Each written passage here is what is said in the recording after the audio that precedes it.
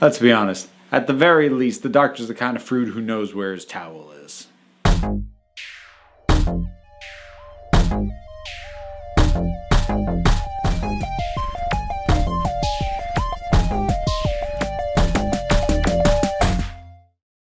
Happy Towel Day, everybody! If you're watching this video and don't know what that is, well, it has to do with the Hitchhiker's Guide to the Galaxy.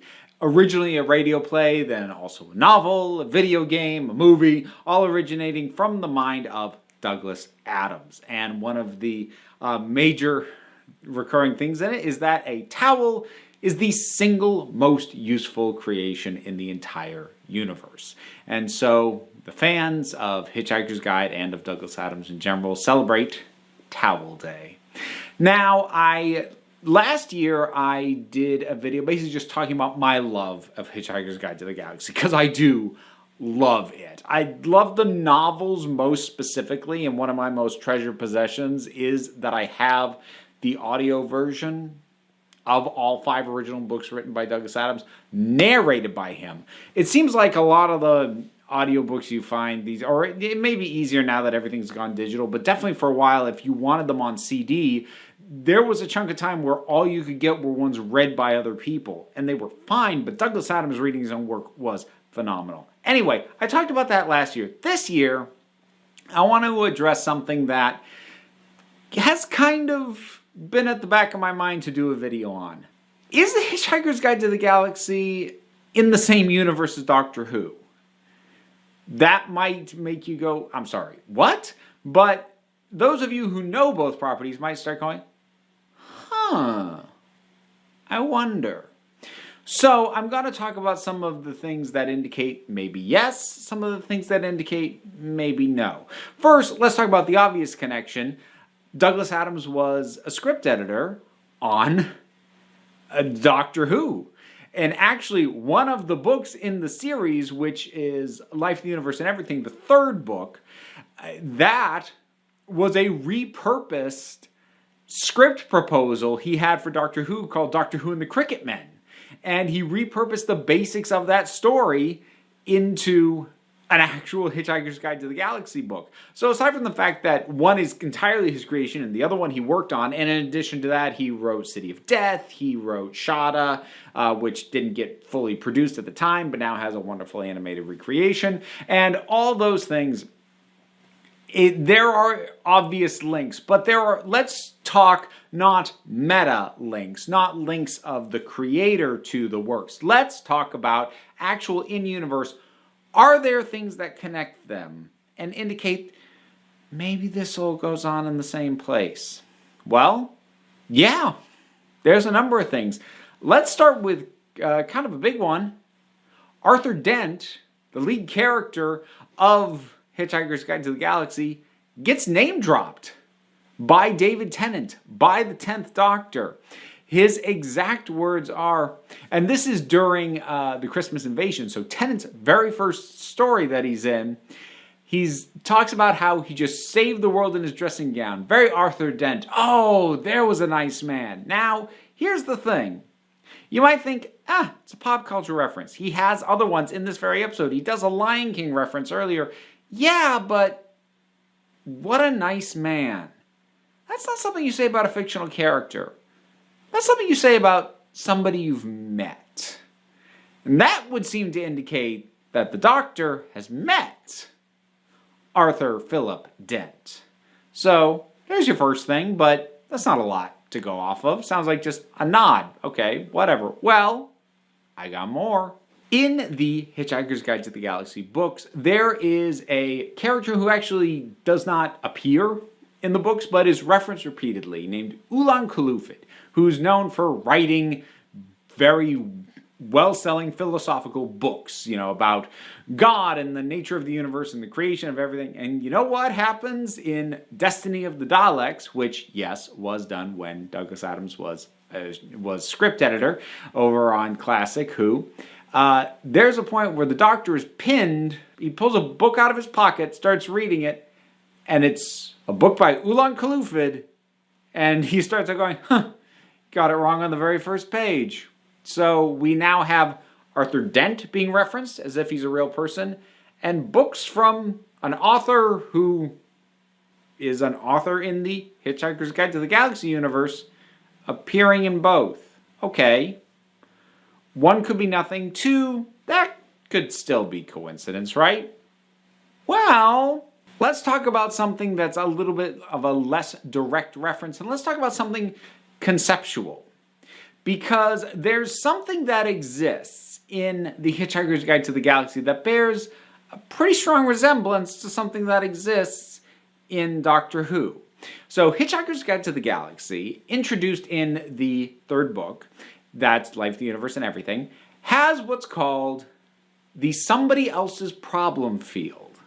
It basically creates a mental blind spot where people will look at a thing and their brain will interpret it as being somebody else's problem and therefore not worth thinking about, rendering it effectively invisible, but not really. You can look at it, but only if you know what it is.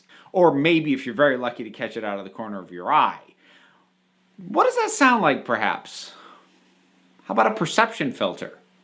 The idea of the eyes just kind of sliding off something unless you're really concentrating and you know it's there. Perception filters have come up a few times in Doctor Who. Different name, perception filter, somebody else's problem field. This one obviously being a little bit cheekier with the way it describes the technology, but that seems pretty close, doesn't it? I've also got another very direct reference. Recently in my rewatch of going through the modern era of Doctor Who, I got to Rings of Akatan. And in Rings of Akatan, there is a reference to an alien species initially seen and heard and referenced in Hitchhiker's Guide to the Galaxy, and that's a hula-voo. Now, in Rings of Akatan, all that we get is the Doctor saying to Clara, "Oh, a hula-voo." We don't see it, but also I don't think we could, given what a hula-voo is. A hula-voo is a hyper-intelligent shade of the color blue. So good luck creating that visually in a way that would make any kind of sense. So makes total sense that it would be off-screen and they wouldn't actually show that to us, but that is absolutely what he calls out by name. This one's a little bit more of a parallel thing than a direct reference, but I kind of want to mention this anyways. So, in Hitchhiker's Guide to the Galaxy, again introduced in Life, the Universe, and Everything. Funny how many of these things are coming up tied to the story that originated as a Doctor Who plot. Anyways, there is a spaceship called the Starship Beastromath. This is actually one of my favorite things in the entire series, the way this ship works. I'm not going to go into it right now, but it is this wonderfully bizarre take on mathematics. But that's not what ties it into Doctor Who. It is a space-traveling ship capable of traveling vast distances and immense speeds and just being, it's a real mover of a ship. It can go almost anywhere. And it looks like an Italian bistro.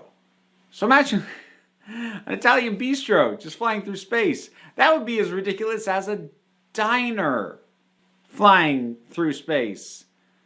Like the one Clara flew off in at the end of Hell Bent.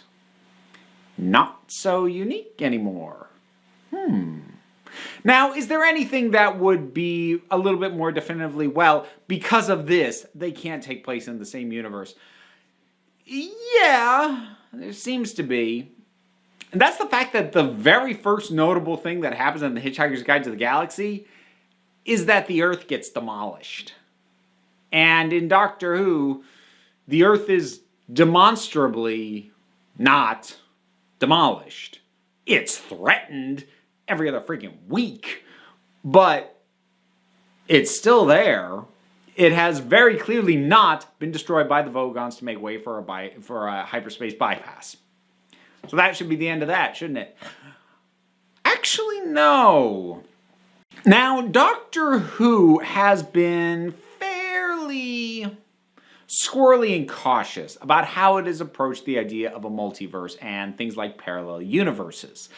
It's been in there a little bit, but there's also been a lot of emphasis on how that's not supposed to happen, and travel between parallel dimensions is not supposed to happen, but there isn't an acknowledgement that they exist.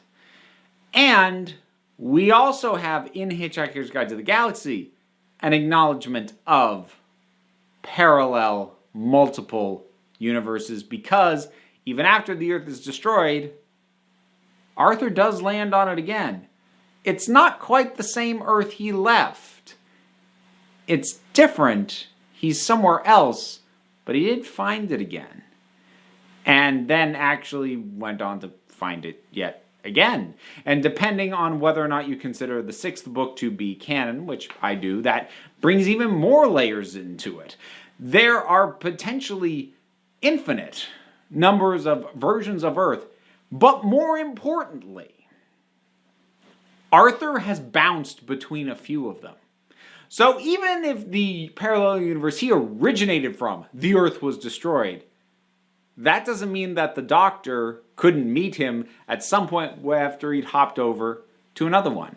So if we say that the Earth destroyed in the original book, Hitchhiker's Guide to the Galaxy, call that Hitchhiker Prime Earth, if the Doctor ran into Arthur at whatever point he transitioned in over to the Earth that he lands on in So Long and Thanks for All the Fish, call that Hitchhiker Fenchurch Earth, if you read the books you know why I call it that, then it's totally viable that Earth is still there, and Arthur Dent came from an Earth that was destroyed, and he would have had the possibility of bumping into the Doctor because he did a lot of bumming around before landing on that Earth again. Do they take place in the same universe? I think they just might. What do you think, though? Whatever your thoughts are, drop something on down in the comments. Let's talk about it. All the stuff to do. You know what it is. Like, subscribe, share this video around, share the love, support me on Patreon, maybe. Whatever you feel like doing, though. No pressure, though. You're a bunch of hoopy froods. You can figure it out for yourself. End of the day, you're the council, and I'm just running the meetings. And until next time, don't panic.